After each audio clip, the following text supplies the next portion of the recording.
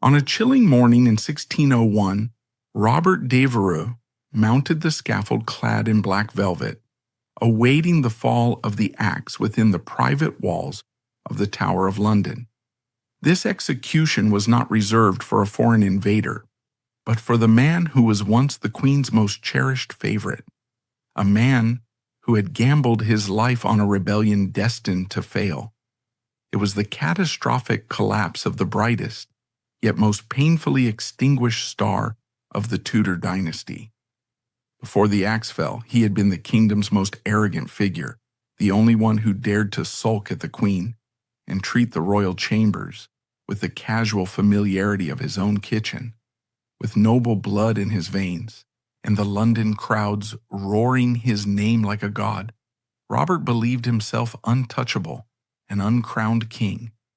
Yet, it was this very delusion of power and nothing else that single-handedly drove England's golden boy into this bloody dead end. He entered the world on November 10, 1565, at Netherwood in Herefordshire. The mid-1560s were a time of stabilization for Elizabeth's reign, but for the Devereux family, life was a constant navigation of high stakes and dangerous liaisons. His towering arrogance and sense of invincibility stemmed directly from his mother, Lettice Knollys. Lettice was not merely a noblewoman, she was royalty in all but name. Her grandmother was Mary Boleyn, the sister of Anne Boleyn. This meant that Lettice was the grandniece of Anne Boleyn, and her son, Robert, was the Queen's first cousin, twice removed. The physical resemblance between the Devereux line and the Queen was often remarked upon. They shared the same reddish-gold hair, the same pale skin, the same long, aquiline noses, and, most dangerously, the same fiery, ungovernable temper. The Boleyn blood was a potent vintage. It produced people who were magnetic, intelligent, and utterly incapable of backing down. Robert's father was Walter Devereux, the first Earl of Essex.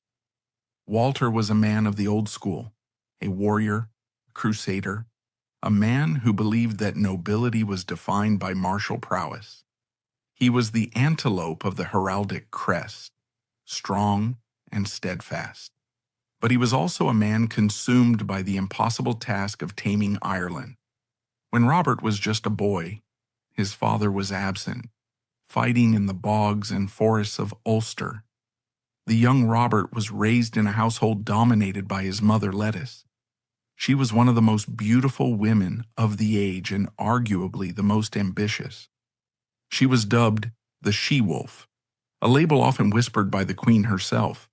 She taught Robert that he was special, that he was destined for greatness, and that the Devereux name was second to none. In 1576, tragedy struck. Walter Devereux died in Dublin. The official cause was dysentery, the Irish flux. But whispers of poison traveled across the Irish Sea faster than the news of the death itself. The death of the father is the first pivotal trauma in the life of the hero. Robert, now the second Earl of Essex at the age of 10, became a ward of the crown. This was a peculiar Tudor institution where noble orphans were taken in by the state to ensure their loyalty and the proper management of their estates. Robert was sent to live in the household of Lord Burghley, William Cecil. This was the center of power. Cecil was the Queen's Secretary of State, the architect of her government, the man who ran England. The young Robert Devereux, filled with the martial dreams of his warrior father and the fiery pride of his Boleyn mother, was suddenly dropped into the quiet, studious, bureaucratic household of the Cecils. Burghley was a man of peace, of ledgers, of careful diplomacy. Young Robert was a boy of war. He was brilliant, a prodigy, in fact. He matriculated at Trinity College, Cambridge, at the age of 12 and received his Master of Arts by 14. He could write fluent Latin and Greek. He was obsessed with history, particularly the lives of Roman generals. He saw himself as a young Caesar in waiting. But even at Burghley's house, The cracks in his character were visible. He spent money he didn't have. He refused to wear anything but the finest clothes. He was haughty to the servants and dismissive of Burleigh's own son, Robert Cecil. Robert Cecil was a hunchback, physically frail, quiet, and Machiavellian. Robert Devereux was tall, athletic, loud, and charismatic. They grew up in the same house, learning the same lessons, but they were destined to become the twin poles of Elizabethan politics, the warrior and the politician. Their childhood rivalry would eventually tear England apart. However, the event that truly defined Robert's life and sealed his doom was a marriage that happened while he was still a boy. After his father died, his mother Lettice Knollys did the unthinkable. She began an affair with Robert Dudley, the Earl of Leicester. Dudley was the sweet Robin of the Queen's youth. He was the only man Elizabeth had ever truly considered marrying. Their relationship was the emotional anchor of the Queen's life. For 20 years, Elizabeth had kept Dudley by her side, preventing him from marrying anyone else, keeping him in a state of suspended romantic animation. Lettice Knollys broke the spell. She didn't just sleep with the Queen's favorite, she married him. They married in secret in 1578. When the news finally leaked out a year later, the Queen's rage was apocalyptic. She felt betrayed on every level. Her cousin, Lettice, had stolen her lover, Dudley. Elizabeth banished Lettice from court forever. She famously boxed Lettice's ears and screamed that there was only one queen in England. But here is the twist. While the Queen hated the mother, she became fascinated by the son. By marrying Dudley, Lettice had made Robert Devereux the stepson of the most powerful man in the realm. Robert Dudley had no legitimate heirs of his own. He looked at young Robert Devereux and saw the son he never had. He took the boy under his wing. He introduced him to the military arts. He paid his debts. He groomed him. So when Robert Devereux finally arrived at court in 1584, aged 18, he wasn't just another nobleman. He was a phenomenon. He was the son of the martyr warrior Walter Devereux. He was the stepson of the great favorite Leicester. He was the cousin of the Queen. He was a prince in all but title. The court that Robert entered in the mid-1580s was a place of dazzling surface beauty and rotting foundations. To the outside world, this was the Gloriana years. England was rising. The arts were flourishing. Exploration was expanding the map. But inside the palaces of Whitehall, Greenwich, and Richmond, the atmosphere was growing stale. Queen Elizabeth was 51 years old when Essex arrived. In the 16th century, this was old age. The young, vibrant princess who had danced the La Volta was gone. In her place was a woman fighting a desperate battle against time. She had begun to construct the mask of youth. Her face was painted with ceruse, a mixture of white lead and vinegar, to hide the wrinkles and smallpox scars. The lead slowly poisoned the skin, turning it gray, requiring more makeup, creating a vicious cycle.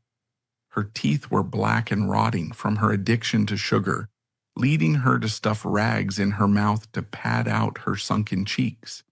She wore elaborate red wigs to hide her thinning gray hair. She was a brilliant, terrifying, lonely woman surrounded by sycophants who told her she looked like a goddess of 20. Into this world walked Robert Devereux. He was 18. He was breathless with vitality. He was everything the court lacked. He was authentic, impulsive, and radiantly alive. The attraction was immediate. It was not initially a sexual attraction in the crude sense. It was a psychological hunger. Elizabeth looked at Essex and saw her own lost youth. She saw the Boleyn fire that she had been forced to suppress for the sake of survival. She saw the same swagger that her father, Henry VIII, had possessed. And Essex? What did he see? He saw a path to power. He was young, but he was not naive. He knew that in England, all blessings flowed from the Virgin Queen. To control the Queen was to control the state. He began a courtship that was bizarre to behold. He played the role of the devoted lover. He wrote her sonnets. He wore her colors. He danced with her for hours, pretending not to notice her black teeth or her bad breath. He treated her not as a sovereign, but as a difficult, demanding mistress, and she loved it. By 1587, the Earl of Leicester was aging and frequently ill. He pushed his stepson forward almost as a replacement for himself. Essex was appointed Master of the Horse, a highly prestigious position that required him to be physically close to the Queen during all travel. It was a position that allowed him to whisper in her ear while they rode through the forests of Windsor. The courtiers watched with a mixture of amusement and alarm. They saw the late-night card games. They saw the way the Queen's eyes followed him around the room. They saw the way Essex would turn cold if the Queen spoke to another man, forcing her to coax him back into a good mood with gifts and titles. It was a dangerous game. Essex was treating the Queen of England like a girlfriend. He was testing boundaries that no one had dared to test for 30 years. In 1587, he staged a scene of jealousy that became legendary. The Queen had shown favor to Charles Blount, a handsome young soldier, by giving him a gold chess queen to wear on his arm. Essex, seeing this, sneered, "Now I perceive every fool must have a favor." Blount challenged him to a duel. They met in Marylebone Park. Blount wounded Essex in the thigh. When the Queen heard about the duel, she didn't punish them. She laughed. She reportedly said, "By God's death, it is fit that someone or other should take him down and teach him better manners. Otherwise, there will be no rule with him." She enjoyed two young men fighting over her. It validated her femininity. It proved that despite the wrinkles and the wigs, she was still the prize. But beneath the laughter, a seed of resentment was planted. Essex believed he was fighting for his honor. Elizabeth believed he was fighting for her amusement. He thought he was the protagonist. She knew he was the pet. This fundamental misunderstanding, the gap between who Essex thought he was and who Elizabeth allowed him to be, would widen until it swallowed them both. As the year 1588 approached, the sky darkened over England. The Spanish Armada was coming. The great showdown between Catholic Spain and Protestant England was at hand. Essex was desperate for a command. He wanted to be the hero who saved England. He commissioned a suit of armor. He gathered his followers. He prepared to ride to the coast to repel the invaders. But the Queen forbade it. She would not risk his life. While other men, Drake, Raleigh, Hawkins, sailed out to meet the Spanish fleet, Essex was kept at Tilbury Camp. Safe by the Queen's side, he was forced to walk behind her horse while she gave her famous speech to the troops. He was the master of the horse, effectively a glorified groom, while other men became legends. It ate him alive. He realized that the Queen's love was a cage. She loved him too much to let him be a man. She wanted him to be an ornament. When the Armada was defeated, England rejoiced. But Essex seethed. He had missed the greatest war of his generation. He determined then and there that he would never again be kept on a leash. If the Queen wouldn't give him a war, he would find one. The death of his stepfather, the Earl of Leicester, shortly after the Armada victory, removed the last restraining hand from Essex's shoulder. Leicester had been the only man who could tell Essex to sit down and shut up. With Leicester gone, Essex was now the undisputed favorite. He was 23 years old, untethered and hungry for glory. He began to build his own spy network, rivaling that of the Cecils. He began to correspond with the King of Scotland, James VI, the likely successor to the throne. He began to cultivate an image as the champion of the Puritan cause, the sword of Protestantism. He was constructing a persona that was bigger than the Queen. He was becoming a populist leader, and in the shadows of the court, the quiet, hunchbacked figure of Robert Cecil watched and waited and began to take notes. The stage was set for the tragic second act of the drama, the years of glory and the beginning of the madness. Indeed, Essex had no patience for a slow-burning drama. He refused to be a mere player in Cecil's long game of chess. He wanted to kick over the board. The court of England had become a cage of velvet and whispers, too small to contain his restless ambition. Driven by a need to prove he was more than just the Queen's lapdog, he decided to shatter the protocols of the court and hurl himself into the one arena where blood mattered more than bureaucracy. The sea was rough, churning with the same restlessness that plagued the young Earl's heart. Robert Devereux was doing something that no favorite, no courtier, and certainly no subject of Elizabeth I was ever supposed to do. He was running away to war. Following the defeat of the Spanish Armada in 1588, England had launched a counterstrike, known as the English Armada or the Drake Norris Expedition. It was a massive, chaotic venture aimed at destroying the remnants of the Spanish fleet and placing a pretender, Don Antonio, on the Portuguese throne. The Queen had invested heavily in it, but she had issued one strict command. The Earl of Essex was to stay home. He was too valuable, too pretty, and too essential to her emotional well-being to be risked in the grime of a foreign trench. Essex ignored her. In a move that foreshadowed the reckless abandon of his final years, he slipped away from the court in disguise. He rode furiously to the coast, commandeered a ship, the Swiftsure, and sailed out to join the fleet, leaving the Queen a letter that was half apology, half manifesto. He wrote that he would rather live an hour of glory than a lifetime of sluggish ease. When Elizabeth found out, she was incensed. She sent pinnaces racing after him with orders to arrest him and drag him back. But Essex was already gone, lost in the fog of war. He joined the expedition off the coast of Portugal. For a few weeks, he lived the life he had dreamed of reading about in his Roman histories.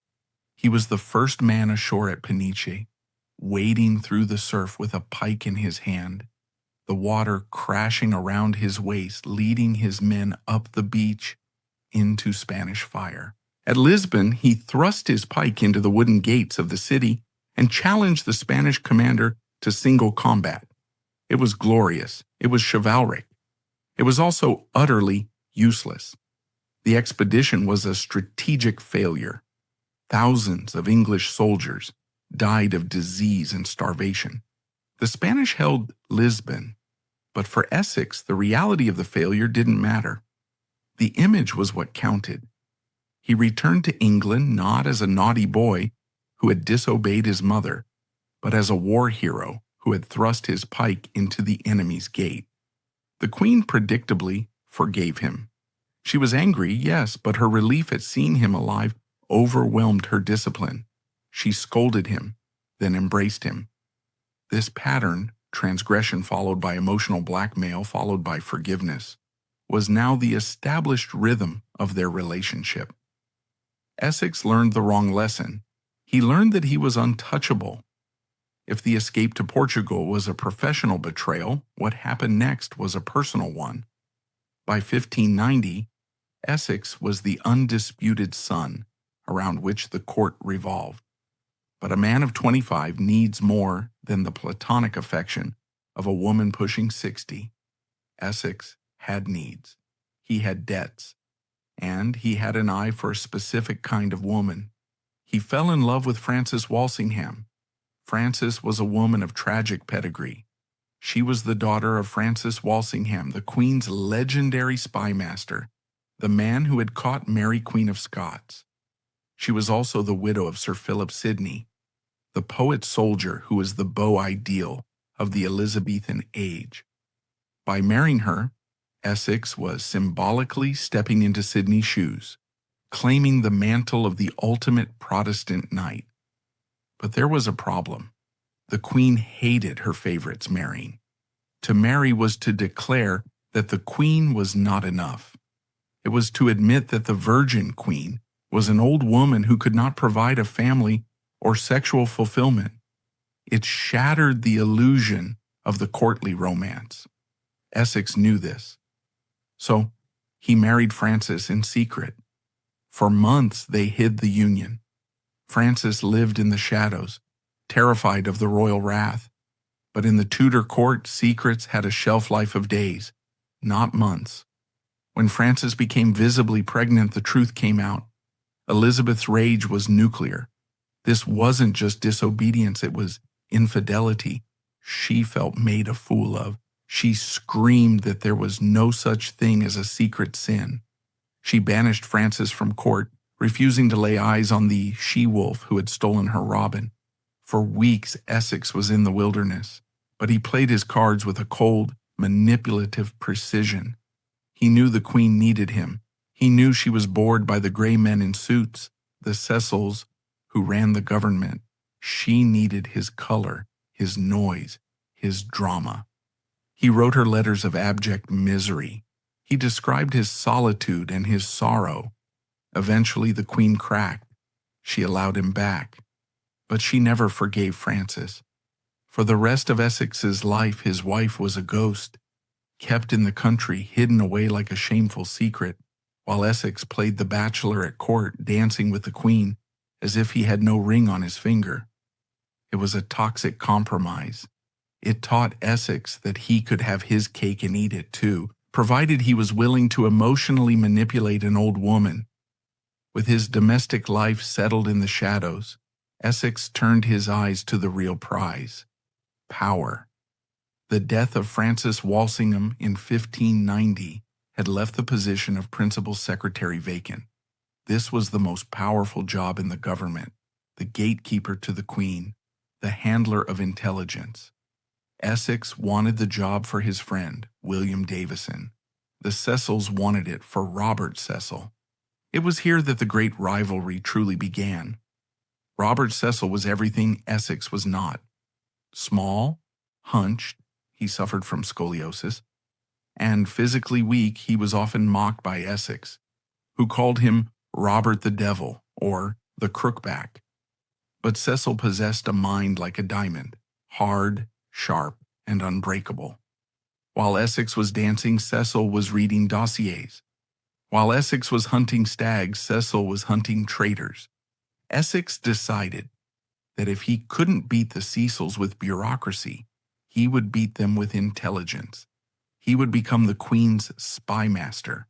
He hired Anthony Bacon, brother of the famous Francis Bacon, to build a network of agents across Europe. He spent a fortune paying informants in Spain, France, and Italy. He wanted to prove to the Queen that he knew more about the world than the dusty old men at the council table. In 1594, his efforts bore poisonous fruit in the Dr. Lopez affair. Rodrigo Lopez was the Queen's personal physician. He was a Portuguese Jew, a converso, who had served Elizabeth faithfully for years. He was a skilled doctor and a trusted servant. But Essex needed a win. He needed a conspiracy to crush.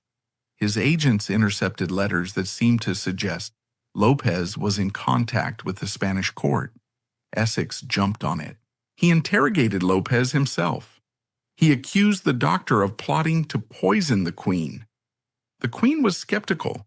She liked Lopez. She called Essex a rash and temerarious youth for making such wild accusations without proof. Essex was humiliated. He went to his room and fell into a fit of melancholy for 2 days, refusing to eat. This was his trump card, emotional manipulation. The Queen, terrified that her favorite was ill, relented. She allowed him to pursue the investigation. Essex turned the screws. He had Lopez moved to the Tower. Under the threat of the rack and perhaps the application of it, Lopez confessed to everything and nothing. He admitted he had spoken to the Spanish, but claimed he was trying to swindle them out of money, not kill the Queen. It didn't matter. Essex whipped up a frenzy of anti-Semitic paranoia in London. He painted himself as the savior who had uncovered the viper. In the Queen's bosom, Lopez was condemned. On June 7, 1594, the old doctor was dragged to Tyburn. As he stood on the scaffold, he cried out that he loved the Queen as well as he loved Jesus Christ. The crowd, knowing his Jewish heritage, roared with cruel laughter. He was hanged, drawn, and quartered. Essex had his victory. He had proved he was a player, but it was a victory bought with blood and lies. It showed a darkening of his character. The chivalric knight was learning the dirty arts of the police state. If the Lopez affair was Essex's moral low point, 1596 was his zenith. The war with Spain was heating up again. Intelligence reports suggested the Spanish were building a new armada in the port of Cadiz. This time, the Queen agreed to a preemptive strike. She appointed a joint command. The Lord Admiral Howard would command the ships. The Earl of Essex would command the soldiers. It was a massive fleet, 150 ships, thousands of men. As they sailed toward Spain, Essex was in ecstasy. This was his element. He wrote to the council, "I shall either return with glory or not return at all." On June 20th, they arrived at Cadiz. The Spanish fleet was trapped in the bay. The English commanders held a council of war. The prudent thing to do was to bombard from a distance. Essex voted to attack.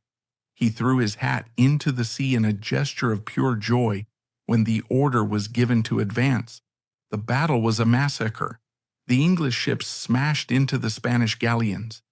The great Spanish flagship, the San Felipe, ran aground and blew up, sending a mushroom cloud of timber and bodies into the sky. Essex didn't wait for the naval battle to finish. He landed his troops on the sandy beach south of the city. The Spanish cavalry charged them. Essex, laughing, ordered his men to hold fire until the horses were almost on top of them, then unleashed a volley that shattered the charge. He drew his sword and led the run toward the city walls. He was the first over the ramparts, or close enough to claim it. The city of Cadiz fell in hours. What followed was a sack, but a strangely civilized one. Essex, mindful of his reputation as a Christian knight, ordered that women and priests were not to be touched. He treated the captured Spanish nuns with elaborate courtesy, arranging safe passage for them. He was playing the role of Alexander the Great, conqueror and gentleman. He returned to England a superstar. The psychological impact of Cadiz cannot be overstated. When Essex walked the streets of London, people cheered. They reached out to touch his stirrups. Poets wrote ballads about him. He grew a square-cut beard, the Cadiz beard, and suddenly every young man in England was wearing it. He was more than a nobleman, he was a celebrity.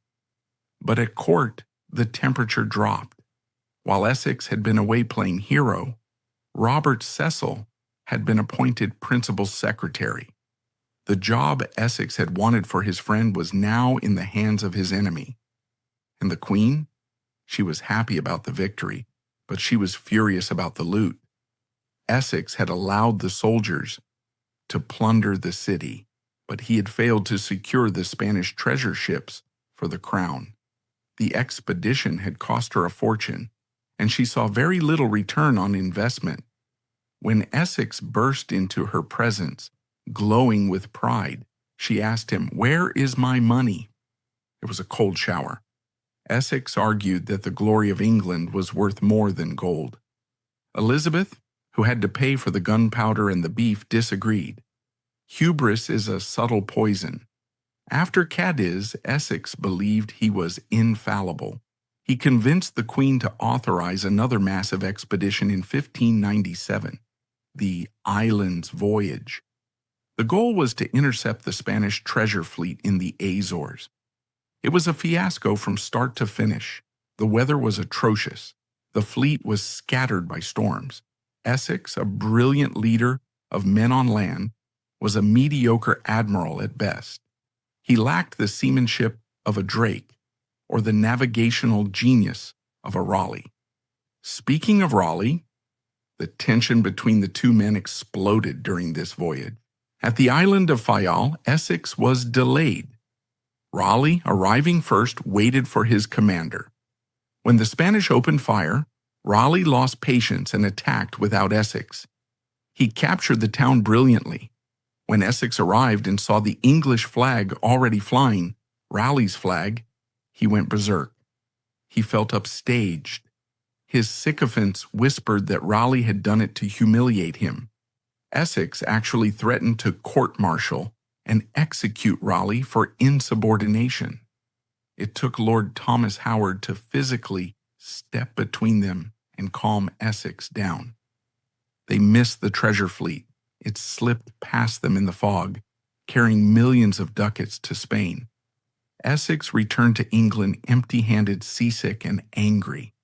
He found that in his absence the Queen had promoted Lord Howard to the Earldom of Nottingham, making him technically superior in rank to Essex. Essex exploded. He refused to come to court. He refused to do his duty. He stayed in his house brooding in sullen silence, claiming he was sick of the world. The Queen, exhausted by his tantrums, eventually compromised. She made Essex the Earl Marshal of England, a title that restored his precedence. But the dynamic had shifted. She was no longer charmed by his petulance. She was weary of it. She was beginning to see him not as a dashing young knight, but as a destabilizing force, a man who put his own ego above the good of the state. The breaking point, the moment that historians point to as the beginning of the end, came in July 1598. The setting was the Privy Council chamber. It was a hot summer day. The topic was Ireland. The Lord Deputy of Ireland had died, and the council was debating who to send to that graveyard of reputations. The Queen wanted to send Sir William Knollys, Essex's uncle. She thought he was safe and reliable. Essex disagreed. He wanted to send Sir George Carew, not because he thought Carew would do a good job, but because he hated Carew and wanted him out of the country. The argument grew heated. The Queen, tired of Essex's constant contrarianism, dismissed his suggestion sharply. Then, Essex did the unthinkable. In a moment of supreme aristocratic arrogance, he turned his back on the Queen. It was a gesture of total contempt. You do not turn your back on the monarch. It was a denial of her authority, her dignity, and her person. Elizabeth I was the daughter of Henry VIII. She had survived the Tower, the plots of Mary Queen of Scots, and the Spanish Armada. She was not a woman to be physically disrespected by a subject she had raised from nothing. She stood up, her eyes black with rage. She shouted, "Go and be hanged!" And she boxed his ears. It was a hard, stinging slap, the kind a mother gives an insolent child. The room froze. The scratching of the clerk's quill stopped. Essex's face went crimson. In a blind reflex of fury, his hand flew to his hip. He half drew his sword. The Lord Admiral threw himself in front of Essex. The Queen stood her ground, staring him down. Essex shouted, his voice cracking with rage, that he would not have taken such an insult from King Henry VIII himself. He called it a base and servile condition, to serve a woman who ruled by passion rather than reason. He stormed out of the room. It was treason. Drawing a weapon in the presence of the monarch was a capital offense. Insulting the Queen's gender and her father was political suicide. He fled to his estates. For weeks the court waited for his arrest, but the arrest never came. The Queen, in her weakness, still loved him, or perhaps she feared him. He was the hero of the people, the leader of the army. Arresting him might spark a civil war. So, an uneasy standoff began. Essex refused to apologize. He wrote letters to his friends complaining about the mind of a woman being the supreme authority. But as the months dragged on, Essex realized a terrifying truth. He needed the Queen more than she needed him. His debts were mounting. His influence was waning. The Cecils were running the country smoothly without him. He eventually crawled back. He offered a sullen apology. The Queen accepted it, but the warmth was gone. The sweet robin was dead. In his place was a dangerous, brooding wolf. And just across the Irish Sea, a real wolf was waiting. Hugh O'Neill, the Earl of Tyrone, had raised a massive rebellion. He was crushing English armies. Ireland was in flames. The Queen needed a general. Essex needed a way to restore his glory. Fate was about to hand him the very thing he wanted, and the very thing that would kill him. And so the trap was baited with the very thing Essex craved: supreme command. He had bullied his way into the Lord Lieutenancy, believing he could tame the Irish wilderness with the same ease he had charmed the court. But as he sailed across the Irish Sea, he was leaving the world of chivalric romance and entering a brutal reality of guerrilla warfare. The theoretical hero was about to meet the practical nightmare of the Irish bog. The wind in Ireland was different. It didn't brace you like the salt air of the English Channel. It seeped into you, carrying the scent of peat smoke, rotting vegetation, and impending disaster. Robert Devereux, Earl of Essex, stood on Irish soil as the Lord Lieutenant. He was 33 years old. He was at the head of the largest army ever to leave English shores during the reign of Queen Elizabeth. 16,000 foot soldiers and 1,300 cavalry. It was a force that should have terrified the world. It was a sledgehammer designed to crack a nut. But the nut was Hugh O'Neill, the Earl of Tyrone, and he was not waiting to be cracked. O'Neill was a ghost, educated in England, raised in the household of the Sidneys. O'Neill knew the English mind better than they knew themselves. He knew Essex's reputation, a man of dashing cavalry charges and open-field chivalry. So, O'Neill decided he would never give Essex a battlefield. He would give him a bog. The mission was clear: march north to Ulster, smash O'Neill's main force, end the rebellion, return home a hero. But from the moment Essex landed in Dublin, the strange lethargy that had plagued him in recent years took hold.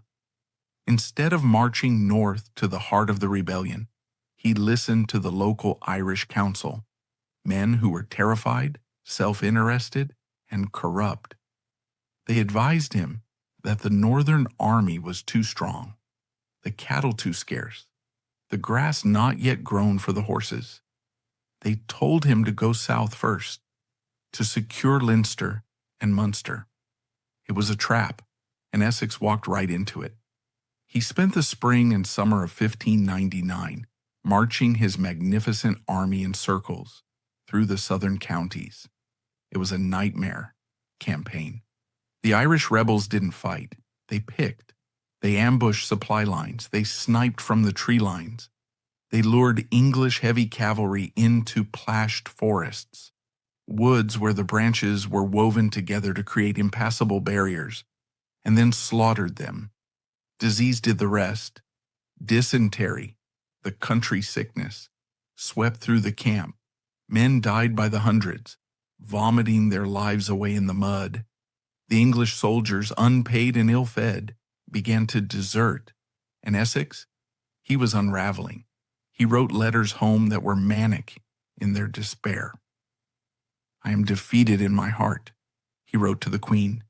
He complained about the rain, the food, the people. He blamed everyone but himself. To maintain the loyalty of his officers, he began to use the only currency he had left: honor. In a flagrant abuse of his authority, Essex began knighting men on an industrial scale. Knighthood was supposed to be a rare honor bestowed by the sovereign for exceptional valor. Essex treated it like a party favor. He knighted drinking buddies, middling officers, and men who had done nothing more than survive a skirmish. By the end of the campaign, he had created 81 knights. When news reached London, Elizabeth was apoplectic. "My Lord General has become a king in all but name," she raged. He was building a private constituency, a brotherhood of men loyal to him, not to the crown. By August, the Queen had had enough. She sent a blistering letter, ordering Essex to march north and fight O'Neill immediately. "We have paid you to fight, not to tour," was the essence of the message. Reluctantly, Essex gathered the remnants of his great army. Of the 17,000 men he had arrived with, only about 4,000 were fit for duty. He marched north toward the border of Ulster. He found O'Neill waiting for him. But O'Neill didn't offer a battle. He offered a talk. On September 7th, 1599, the two earls met at the ford of Bellaclinth on the River Lagan. It was a scene rich in symbolism. O'Neill, the rebel, rode his horse into the belly of the river, water swirling up to the saddle girth. Essex, the representative of the crown, rode down from the bank to meet him. They spoke alone for 30 minutes. No scribes, no witnesses. This was the height of folly. For a Lord Lieutenant to speak privately with an arch traitor was technically treasonous. What did they say? Rumors flew. Some said they merely discussed a ceasefire, but others whispered darker things, that O'Neill had proposed a plan where Essex would take the English throne, and O'Neill would rule a free Ireland. We will never know the truth, but the optics were damning. Essex agreed to a truce.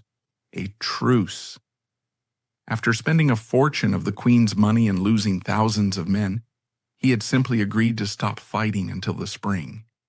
He turned his back on the north and returned to Dublin. In Dublin, the final blow fell. A letter arrived from the Queen. It was the coldest, most dangerous letter she had ever written him.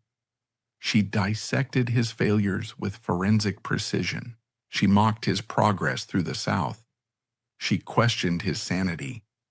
But it was the subtext that terrified Essex. He knew that back in London, Robert Cecil was whispering in the Queen's ear. He imagined Cecil constructing a case for treason. He imagined the Tower. Paranoia seized him. He became convinced that if he stayed in Ireland, he would be recalled in chains. He believed, with the arrogance of a narcissist, that if he could just see the Queen, if he could just look into her eyes and use his famous charm, he could fix everything. He had always been able to talk his way out of trouble. He made a decision that would cost him his life. He decided to abandon his post.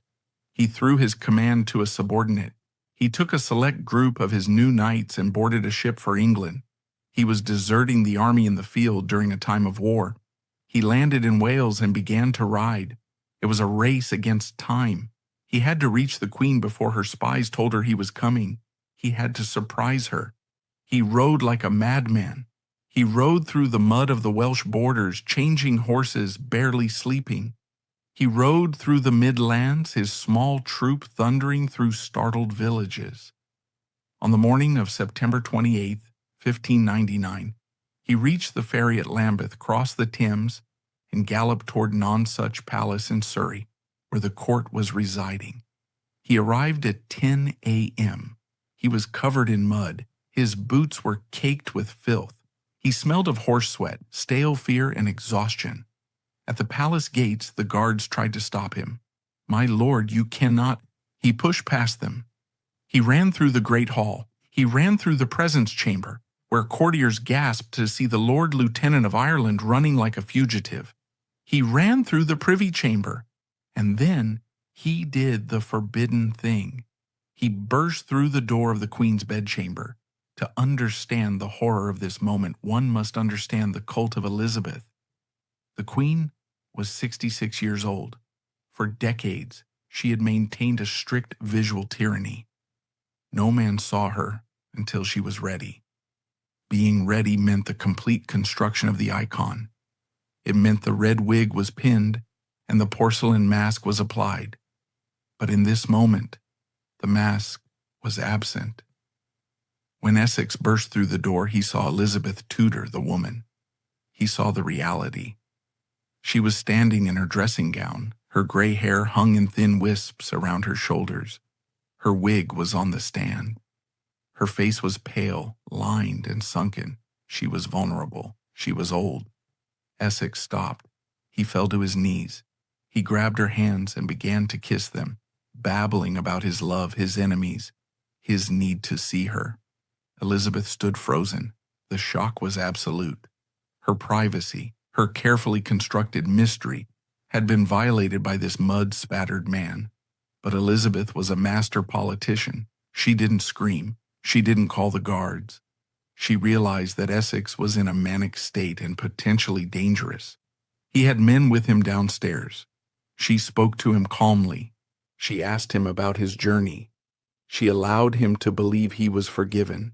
She told him to go and wash himself and return later. Essex left the room floating on air.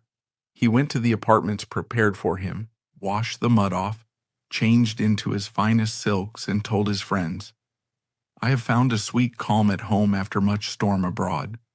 He thought he had won. He thought the charm had worked one last time. He was wrong. While Essex was washing, the Queen was transforming. She put on the wig, she put on the makeup, she put on the armor of Her Majesty, and she summoned Robert Cecil. When Essex returned to the Queen's presence that afternoon, the atmosphere had changed. The grandmotherly woman in the dressing gown was gone. Sitting on the chair of state was the Queen of England. She was icy. She demanded to know why he had left Ireland without permission. She demanded to know why he had made a truce with a traitor. She cut him off when he tried to speak. The trap snapped shut. That night, Essex was ordered to remain in his room. The next day, he was summoned before the Privy Council. He stood for 5 hours while they interrogated him. He was not offered a chair. On October 1st, he was committed to the custody of the Lord Keeper at York House. He was a prisoner. The fall was total. For the next year, Essex lived in a twilight world. He was stripped of his offices. He was banned from court. His friends deserted him. The fair-weather friends, as he called them, scurried back to the safety of the Sea Seals. He fell into a deep depression. He wrote pathetic letters to the Queen, signing them, "Your Majesty's poor vassal." He described himself as a stranger to the world. The Queen waited. She was testing him. She wanted submission. She wanted him to admit that he was wrong, that he was not the hero, that he was her creature. But Essex had too much Boleyn blood for total submission. Even as he begged for mercy, he seethed with resentment. He began to hold secret prayer meetings at Essex House. He began to attract the discontented, the Puritan preachers who hated the bishops, the old soldiers who were unpaid, the young hotheads who felt the court was corrupt. Essex House on the Strand became a headquarters for the opposition. By late 1600, Essex was free from house arrest, but he was banished from court. He was living on borrowed time and borrowed money. His debts were astronomical, roughly £16,000, millions in today's money. He had one hope, the sweet wines monopoly. This was a tax on all sweet wines imported into England. It was Essex's main source of income. The patent for the monopoly was due to expire at Christmas 1600. Essex wrote to the Queen. It was a letter of desperation. He told her that without the monopoly he was a ruined man. He begged her to renew it not just for the money, but as a sign that she still cared for him. Elizabeth read the letter. She looked at the man who had disobeyed her, insulted her, wasted her army, and violated her bedroom. She decided it was time to break him completely. She refused to renew the monopoly. Her comment to the court was recorded, and it was brutal. An ungovernable beast must be stopped of his provender, that he may be managed. She was starving him into submission. When Essex heard the news, something in him finally snapped. The thread of sanity that had been fraying for years severed. He stopped writing apology letters. He started saying dangerous things. He told a friend that the Queen was an old woman as crooked in her mind as she is in her body. The insult was reported back to Elizabeth. It was the one thing she could never forgive. He had attacked her vanity. The doors of mercy were slammed shut. Essex House was now an armed camp. Every day swordsmen and soldiers drifted in. They sat in the great hall, drinking Essex's wine and listening to his rants. Essex was no longer thinking clearly. He was listening to the voices of extremists. There was his secretary, Henry Cuff, a brilliant but poisonous academic who told Essex that a monarch who violated the laws of God could be removed. There was his sister, Penelope Rich, the Stella of Philip Sidney's sonnets, who urged him to be a man and take what was his. And there was the Earl of Southampton, Shakespeare's patron, young and reckless, who was ready for a revolution. They concocted a plan. It was a plan born of delusion. They would seize the court. They would secure the Tower.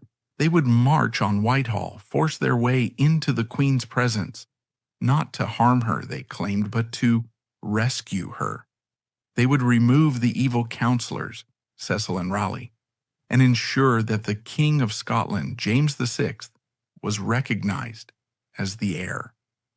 Essex convinced himself he was acting for the good of England.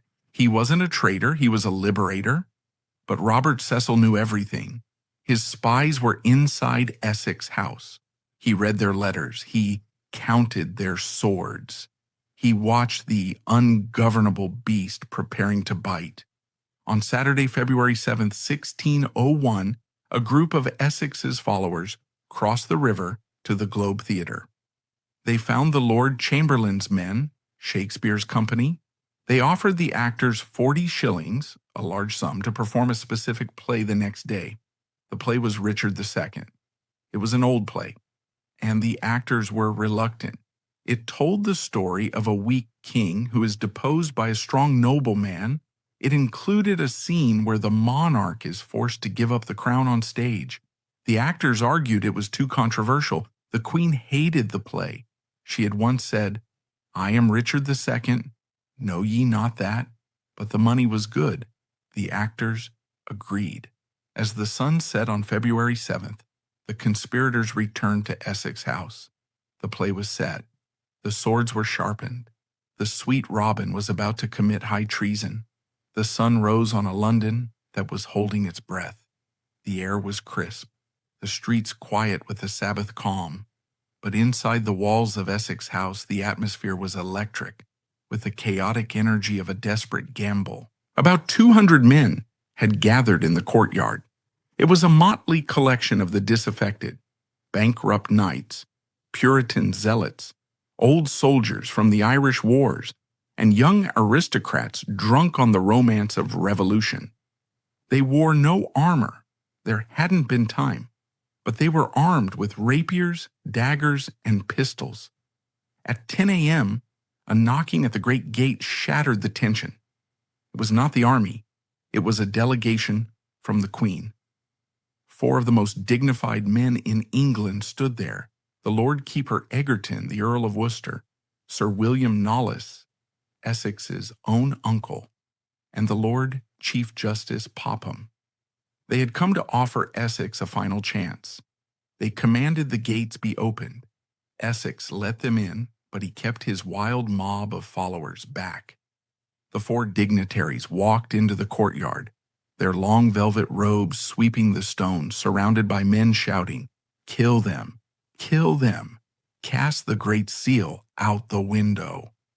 Lord Keeper Egerton raised his voice. He asked Essex what was the meaning of this assembly. He promised that if Essex had grievances, the Queen would hear them. "Disband this company," Egerton urged, "and come with us to the court." For a moment, Essex hesitated. This was the off-ramp. He could go with them, claim he was afraid for his life, and beg for mercy. But the mob behind him was screaming, "They betray you, my lord. They betray you." Essex made his choice. He turned to the 4 counselors and said, "I will go into the city to take order with the mayor and sheriffs. You shall stay here." He herded the Queen's representatives, the highest legal authorities in the land, into his library. He locked the door. He turned to his men and shouted, "Guard them with your lives." He had just taken the government hostage. There was no turning back now.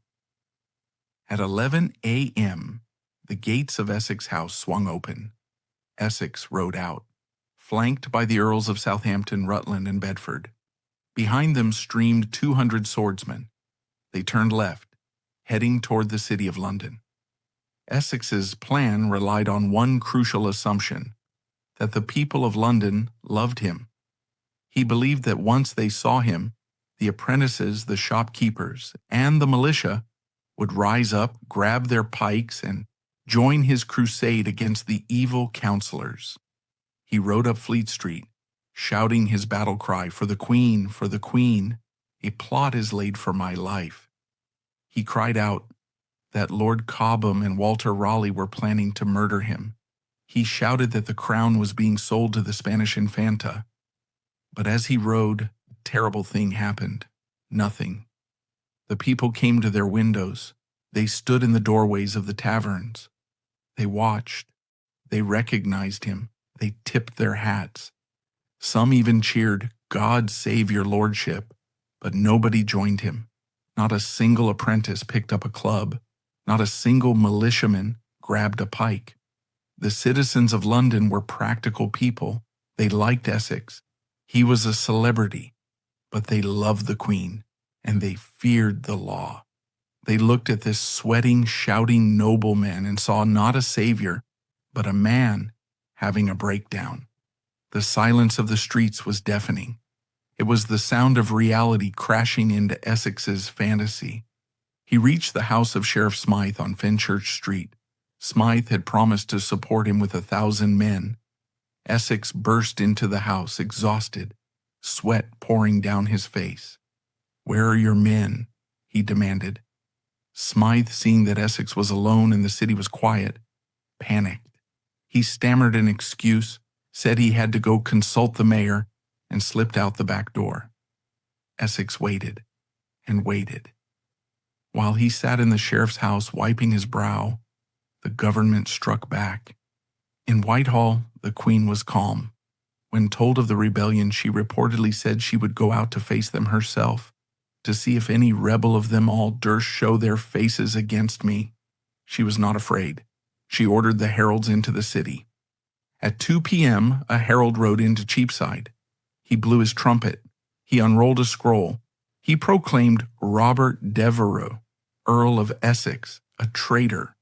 The word hung in the air. The spectators melted away.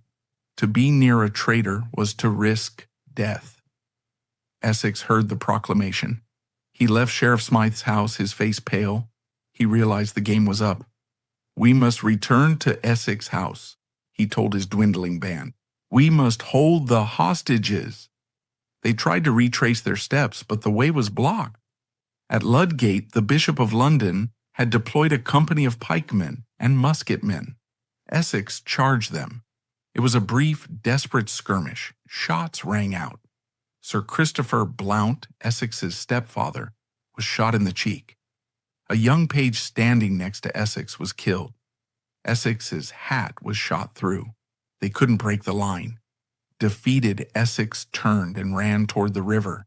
He found a boat at Queenhithe and rowed frantically back to Essex House. He arrived to find his last bargaining chip gone.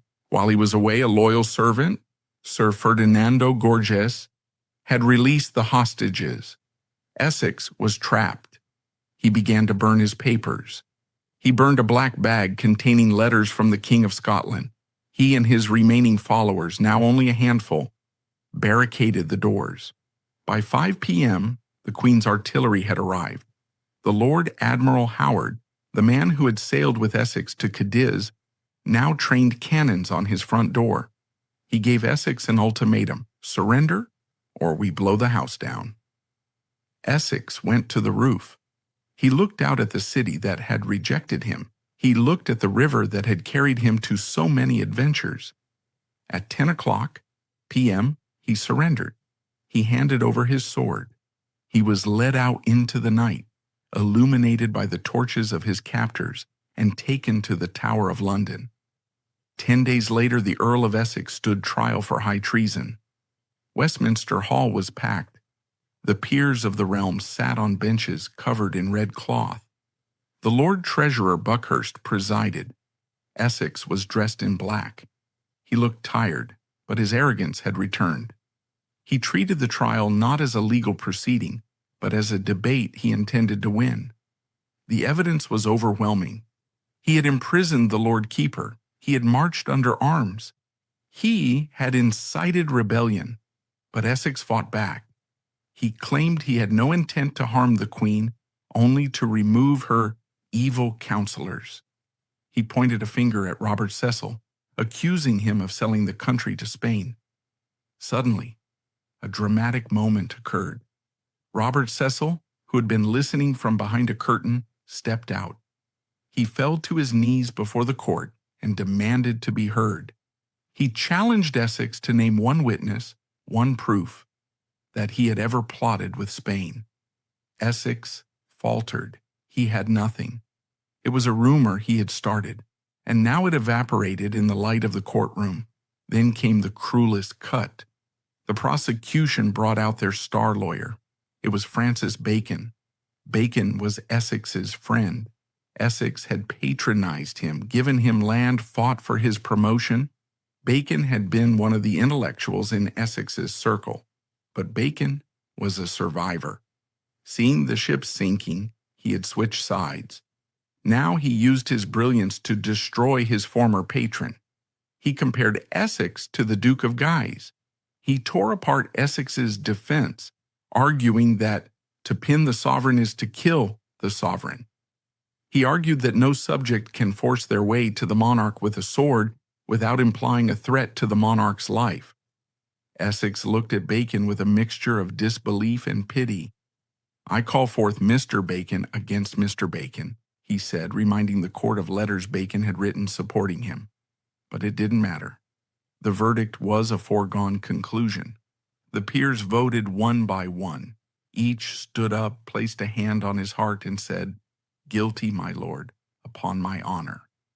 Even Essex's best friend, the Earl of Southampton, was found guilty, though his life would eventually be spared.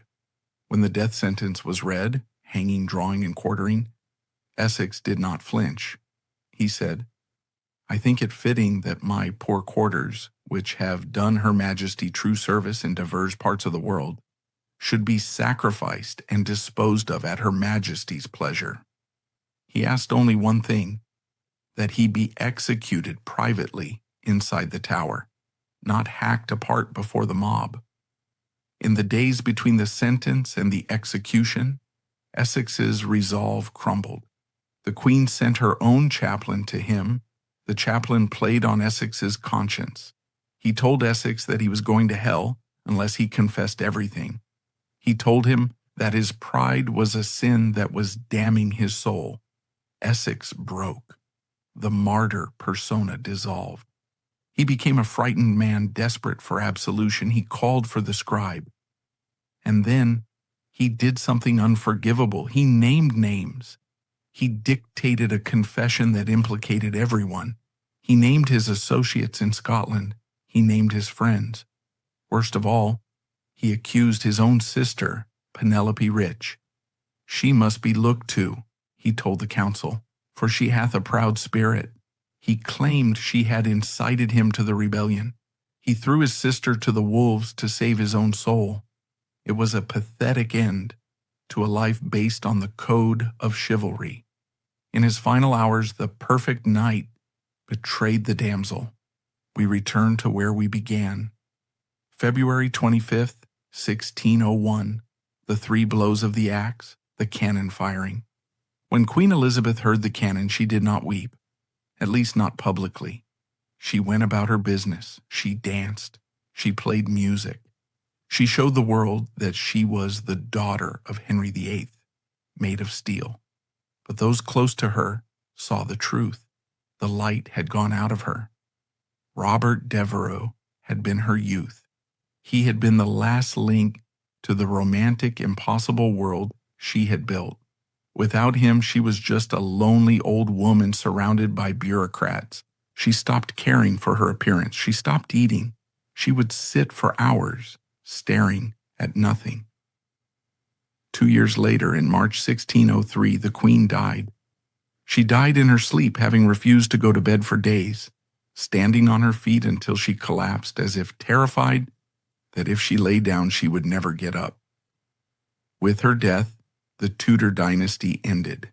King James VI of Scotland, the man Essex had plotted with, rode south to claim the throne. In a final twist of irony, one of James's first acts was to release the Earl of Southampton from the Tower and restore the Devereux family to their titles. Essex's son, the third Earl of Essex, would grow up to lead the parliamentary army against King Charles I in the Civil War.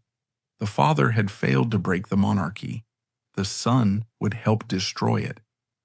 Robert Devereux, 2nd Earl of Essex, sleeps in the Chapel of St. Peter ad Vincula in the Tower of London, alongside Anne Boleyn and Catherine Howard. He remains one of history's great what-ifs.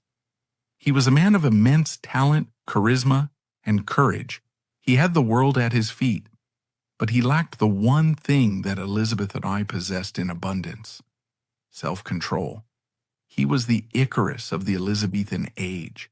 He flew too close to the sun, intoxicated by his own brilliance, and forgot that the wax of his wings was held together only by the favor of a queen. When he fell, he didn't just lose his life, he shattered the illusion of the golden age. He revealed the cracks in the system, the discontent of the people, and the fragility of the crown. The executioner's axe at Tower Green didn't just kill a man, it severed the Renaissance from the modern world. The age of knights was over. The age of revolutions was about to begin.